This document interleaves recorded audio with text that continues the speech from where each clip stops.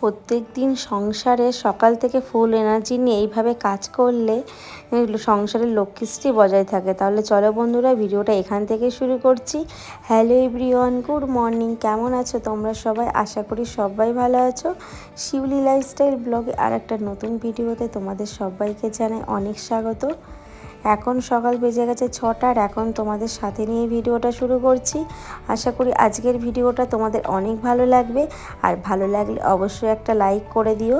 তো সকালবেলা ঘুম থেকে উঠে ফ্রেশ হয়ে চলে আসলাম একদম বিছনাটা গোছাতে। তার কারণ জানো তো, ভীষণ গরম পড়েছে, আর বিছনায় কিন্তু আর থাকতেই ভালো লাগে না। আর মানে সকাল 6টা বাজলেই যেন একদম রোদ্দুরে চকমকে আলোয় জানলা দিয়ে উকি দেয়। তো আমি যেমন রোজ ডেলি 5:30 থেকে উঠি, তো উঠে কিন্তু ফ্রেশ হয়ে যাই, বিছনাটা গুছিয়ে নিয়ে মাম্মামের এখানে বই, তার পড়ার টেবিলটাও দিয়ে দিলাম। কারণ ওর 8টা থেকে এক্সাম আছে, তাই ভাবলাম তাড়াতাড়ি করে উঠিয়ে দিলে যতটা পারবে ততটা কিন্তু পড়ে নিলে ভালো। আমি ছোটোবেলায় শুনেছি আমার মায়ের মুখে, যে ছোটোবেলায় শুনতাম যে ভোরবেলায় উঠে পড়লে নাকি পড়া মনে থাকে। তো আমরাও কিন্তু এটা করেছি বলেই কিন্তু আমি আমার মেয়েকেও এটা শেখাতে পারছি। কারণ আমার মনে আছে, বা আমার এখনও মনে আছে, যে ছোটোবেলায় যখন আমার এক্সাম থাকতো, মা না সঙ্গে সঙ্গে আমাকে ভোরবেলায় তুলে বসিয়ে দিত। আমি বরঞ্চ ঘুমে ঝুঁকে একটু বিরক্তি বোধ করতাম, কিন্তু এখন সেই অনুভূতিগুলো বুঝতে পারি যে না, মা কিন্তু খারাপের জন্য করতো না। প্রত্যেক মায়েরাই কিন্তু সন্তানের ভালোর জন্যই করে।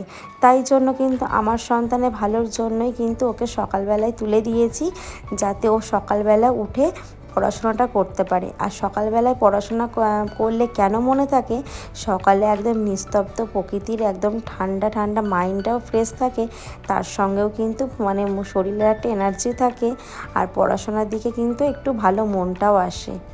তো যাই হোক, তোমাদের সঙ্গে অনেক বক করে ফেললাম, করে তারপরে দেখো মাম্মাম এদিকে পড়ছে, আর আমি এদিকে ওর পড়া দেখছি, আর তার সঙ্গে কিন্তু কাজগুলো করছি। আর যেহেতু আজকে সকালবেলা হাজব্যান্ড একটু বেরিয়েছে বাজারের দিকে, চলে আসবে, এসে তারপরে মাম্মামকে ততক্ষণ রেডি করিয়ে দেব, দিয়েও কিন্তু নিয়ে চলে যাবে। দিয়ে তারপরে আবার হাজব্যান্ড বেরিয়ে যাবে, তার জন্য রান্না আছে। তো মা উঠে গেছে, মাও কিন্তু ফ্রেশ হচ্ছে। তো তারপরে আজকে মাম্মাম আমাকে কালকে বলেছে যে আজকে কিন্তু আমি স্কুলে চাউমিন নিয়ে যাব। মাম্মাম, সবাই কিন্তু বাড়ি থেকে টিফিন নিয়ে যায়, তুমি আমাকে টিফিন দাও না, দোকান থেকে কিনে দাও। আসলে ঘরে বিস্কিট বা কেক এই ধরনের জিনিসটাই ওকে বেশি দেওয়া হয়, তার কারণ এত সকালবেলা স্কুল, যে ওকে রেডি করতে গিয়ে না আমি টিফিনটাই করতে পারি না। তবুও মাঝে মধ্যে একটু ডিম টোস্ট বা জ্যাম পাউরুটি দেওয়া হয়। কিন্তু ও যে স্কুলে বাচ্চাদের দেখে যে একটু ফাস্টফুড ধরনের খাবার খেতে, তো ওরও ইচ্ছা করে। আমি কিন্তু অত দিই না, কিন্তু তাও বলেছে, এতবার করে রিকোয়েস্ট করেছে, তাই ওর জন্য করব আজকে সকালবেলা চাউমিন করব। তো রাতে সবজিগুলো সব কেটে রেখে দিয়েছিলাম, মানে মা কেটে দিয়েছিল। তো এখন কিন্তু চাও বসাবো, আর আমি সোজা কিন্তু রান্নাঘরে চলে এসেছি। আর সংসারে জানো তো, সকালবেলা ঘুম থেকে উঠে যদি সমস্ত কাজগুলো যদি পাই টু পাই একদম ফুল এনার্জি নিয়ে সমস্ত কাজগুলো কমপ্লিট করে নিতে পারি, এতেও কিন্তু সংসারে অনেক লক্ষ্মীশ্রী বজায় থাকে। আর এই সংসারে লক্ষ্মীশ্রী বজায় থাকার জন্য একমাত্র কিন্তু হাউসওয়াইফদের জন্যই কিন্তু এটা পসিবল। কারণ আমাদের মতো হাউসওয়াইফরা আমরা সকালবেলা ঘুম থেকে উঠে বাসি সমস্ত কাজগুলো করে নিই, আর এটাই কিন্তু করে নিয়ে তারপরে কিন্তু সংসারের সমস্ত কাজ করে নেওয়া উচিত। তো যাই হোক, রাতে কিন্তু সমস্ত বাসন পরিষ্কার করে মেজে ধুয়ে তারপরে ওভেনটাও ক্লিন করে রেখে দিই, যতই রাত হোক না কেন। তবুও সকালবেলা উঠে আমার একটা অভ্যাস, যে রান্নাঘরে সুন্দরভাবে ক্লিন করে তারপরে রান্নাটা করা উচিত। কে জানে রাতে আরশোলা টিকটিকি কোথায় ঘুরে বেড়ায়। তো যাই হোক, আর সকালবেলা না, যেহেতু ভোরবেলায় তুমি যত তাড়াতাড়ি করে এক ঝলকায় উঠে যাবে না, মানে উঠতে একটু কষ্ট হবে, কিন্তু তুমি যদি একবার উঠে যেতে পারো, তোমার মনটাও শান্ত হয়ে থাকে, আর সত্যি অনেক ভালো লাগে, আর কাজগুলো না তাড়াতাড়ি হয়ে যায়। আর তার সঙ্গে কিন্তু এই যে আমাদের সকালবেলা দেখবে একদম হালকা একটা আবহাওয়া, তার সঙ্গে কিন্তু একটা সুন্দর প্রকৃতির যে ঠান্ডা পরিবেশটা, সেটাতে কিন্তু মন আমাদের সত্যি অনেকটাই ভালো হয়ে যায়। তো যাই হোক, তোমাদের সঙ্গে কিন্তু এক্সট্রা অনেক বক করে ফেললাম। তারপরে চলে আসলাম, এই যে চাউমিনটা সিদ্ধ হয়ে গেল, আর এদিকে ডিমটাও ভেজে নিচ্ছি। শুধু মাম্মামের জন্যই করব না, আসলে বাড়ির সবার জন্য করব, মানে আমরা সবাই আজকে সকালবেলায় ব্রেকফাস্টে চাউমিন খাবো। তো তোমরা কে কে খাও বন্ধুরা, এরকম অবশ্যই জানিও। তো এইদিকে দেখো আমি গাজরগুলো মানে কাটা ছিল ভেজে নিচ্ছি, আর মা কিন্তু রাতে সমস্ত সবজিগুলো কেটে ধুয়ে রেখেছিল। আর এইদিকে দেখো একটু সবজিটা ভারী করছি, তার কারণ সবাই মিলে খাওয়া যাবে, আর তার সঙ্গে যেহেতু মাম্মা স্কুলে যাচ্ছে ওর জন্য তো একদম স্পাইসি তো ঠিকই না, একটু ভেজিটেবল দিলে কিন্তু ভালোই লাগবে। তো যাই হোক, তোমাদের সঙ্গে কথা বলতে বলতে আমার হোয়াইট নুডলসটা মানে হয়ে গেছে, আর মাম্মাম কিন্তু হোয়াইটটাই বেশি পছন্দ করে। তো ওকে টিফিনটা দিয়েছি বন্ধুরা, ও যে এত খুশি হয়েছে মানে তোমাদের ধারণার বাইরে, ও খুব খুশি হয়েছে, ও এইসবটাই পছন্দ করে, আর আমি এইগুলোই ওকে দিতে চাই না।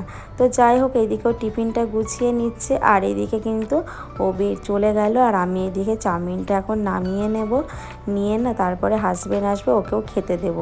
আর এদিকে আমি রান্না করব, আর রাতে জানো তো ডিমের ঝোল সয়াবিন দিয়ে করে রেখেছিলাম। তো হাজবেন্ড তো দূরে গেলে বাইরে খায়, আর আমি যখনই কিছু করি না কেন ওর জন্য রেখে দিই, ওকে না দিয়ে না কিছু খেতে ভালোই লাগে না। তো আমাকে বলেছে যে রেখে দিতে, কারণ না ও না বললেও আমি সেই রেখেই দিতাম। তো এই যে শাক ভাজা, তার সঙ্গে সয়াবিন ডিমের ঝোলটা দিয়ে দিলাম, আর ওকে দিয়ে দিলাম এখন চাউমিন, আর ও খাচ্ছে, খেয়ে এখন বেরিয়ে যাবে। আর এদিকে দেখো আমার মা আমাকে সবজি কেটে দিচ্ছে। সত্যি কথা বলতে মা এই দুদিন এসছে বলে না আমি কাজের প্রেশারটা না বুঝতেই পারছি না। আসলে জানে তো যে আমি অনেক কাজ করি সারাদিন ধরে একা একা, এই জন্য মা আমাকে দেখো, আসলে মেয়েরাই তো মায়ের কষ্ট বোঝে, আর মায়েরাও কিন্তু একমাত্র মেয়ের কষ্ট বোঝে, তাই না? তো মা এদিকে সবজি কাটছে আর আমার সঙ্গে গল্প করছে। কতদিন যে এরকম সামনাসামনি বসে কথা বলি না বন্ধুরা, আসলে সবসময় ফোনেই কথা বলা হয়, এটা তো ফোনের যুগ। তো এই দেখো হাজব্যান্ডকে এখন চাউমিনটা দিয়ে দিলাম, খেতে বসে এখন আবার বলছে চা দিতে। তখন লিকার চা করেছি, এখন আবার ওর জন্য দুধ চা করলাম। তো মাকে বললাম তুমি খাবে? মা বলল না, গরমে একবার থেকে দুবার আর চা খাবো না। তো যাই হোক, হাজব্যান্ড এইদিকে খেয়েও বেরিয়ে গেল, আর এইদিকে দেখো আমি করবো আজকে পাতলা ঝোল, মাছের ঝোল, পটল আলু দিয়ে, একদম হালকা মশলা ছাড়া, মানে কম মশলায়। তো এইদিকে কিন্তু মাছের ঝোলটা বসিয়ে দিয়ে এদিকে মা আর আমি দুজনে মিলে টিফিনটা চলো খেয়ে নিই। তো খাওয়ার পরে এইদিকে দেখো মা মাছ কাটতে বসে গেছে। হাজব্যান্ড হচ্ছে মাম্মামকে স্কুল থেকে আনার সময় এই মরলা মাছগুলো নিয়ে এসেছিল, এত ভালোবাসে খেতে। আর এইদিকে জানে যে মা এসেছে, আর মা তো এই মাছগুলো কাটতে বেশি ভালো পারে, আর আমি অতটা কাটতে পারি না, মানে অতটা কাটি না, আর আসলে কাটা হয় না অনেক দিন ধরে। তো তাই জন্য কিন্তু মা এই যে কেটে গুছিয়ে দেবে, আর আমি এদিকে তার সঙ্গে এই যে তোমাদের সঙ্গে আর শেয়ার করা হয়নি, এদিকে করলাম পটল, মানে পটল না, এঁচোড় চিংড়ি।